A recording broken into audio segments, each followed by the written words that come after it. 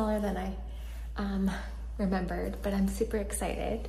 And I'll give you a quick little tour. Please ignore some of the boxes I've already brought up. You come in to the kitchen, which I don't love. I like having a little landing, but there's some closets here, laundry, a teeny tiny bathroom with a very deep tub. Might need a step stool to get into it. And then you come through here through a walk-in closet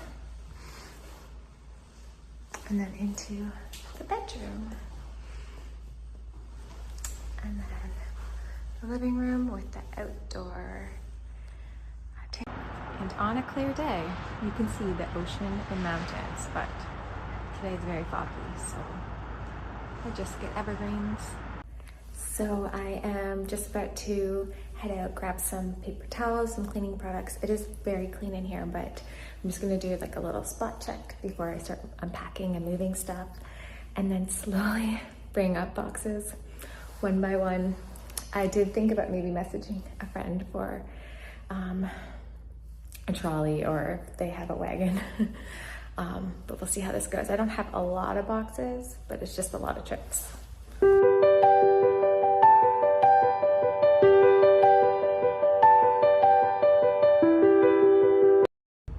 Okay, the unboxing is almost complete.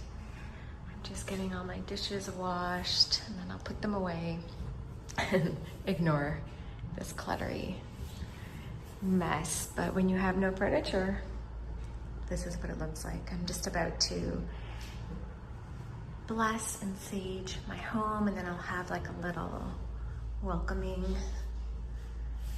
ceremony.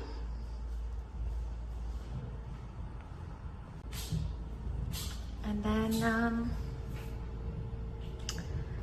get back to unpacking and cleaning up and organizing. My favorite things to do.